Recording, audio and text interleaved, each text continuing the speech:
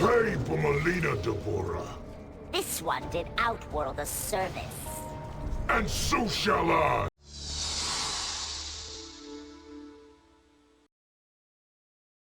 Ghostoftime1's note.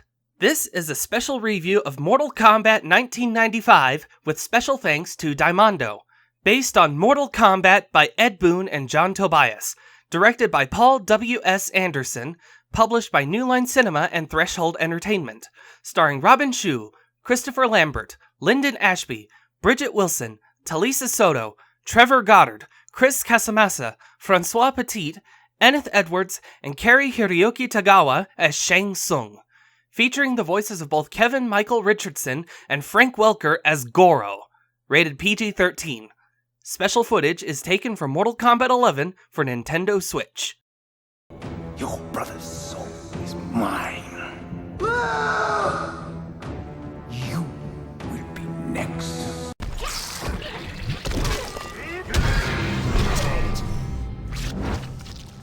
It's official.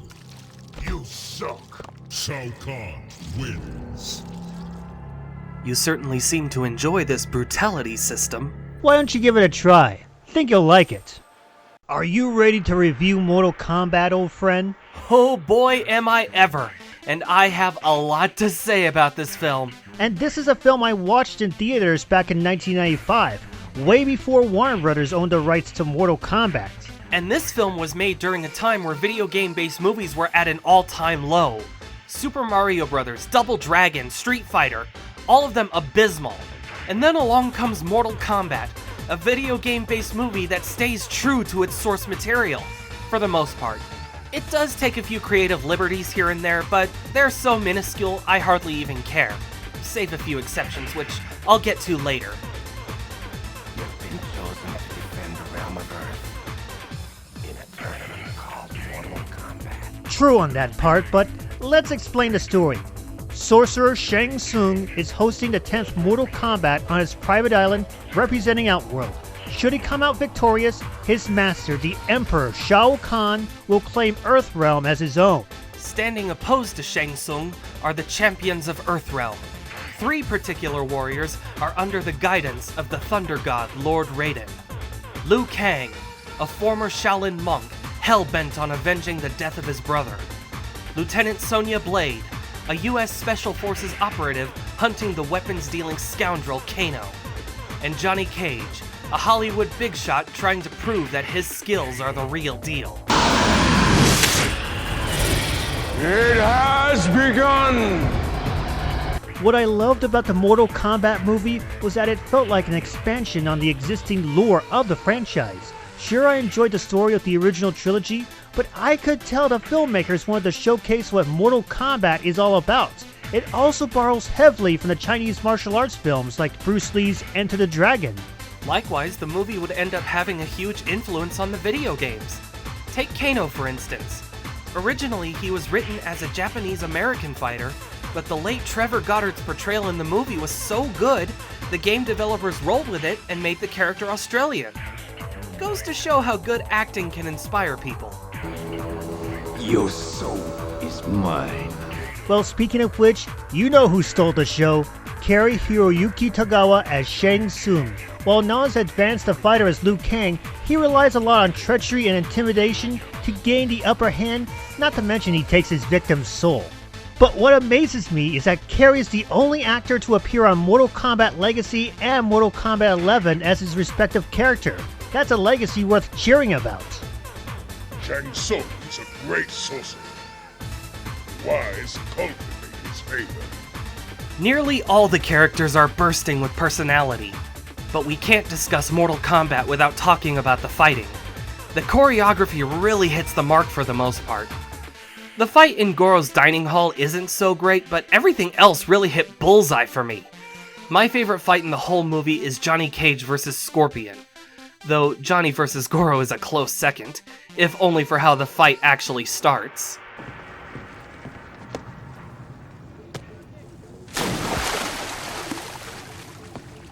I know you mentioned there are some flaws to this movie. For me, while I do realize why the movie got a PG-13 rating, I wish it were R-rated. all just to replicate the gore and violence that the franchise is known for. At least the upcoming remake will do just that. I was never particularly bothered by the lack of blood and gore. The fighting looked brutal enough that I never really gave it much thought.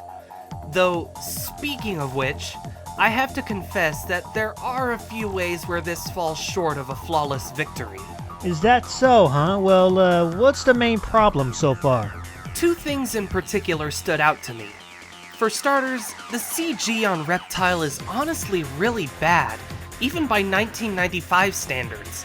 In no way do I get any sense of belief that a bright green lizard thing is crawling around.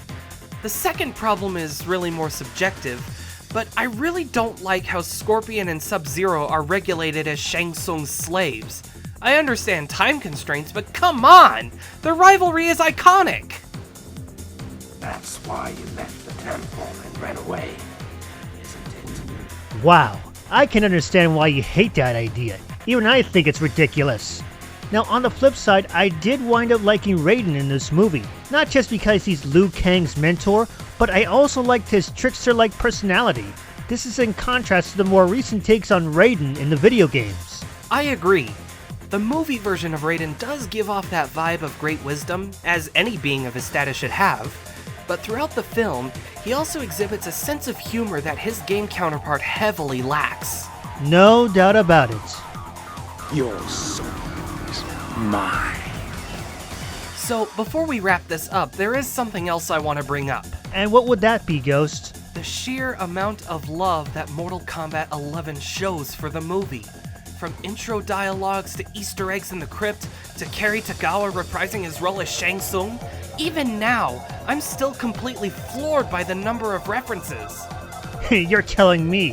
When future takes on classic franchises add in these nods, it does put a smile on my face, even if it is an Easter egg or a role reprisal. Alright. Let's dance.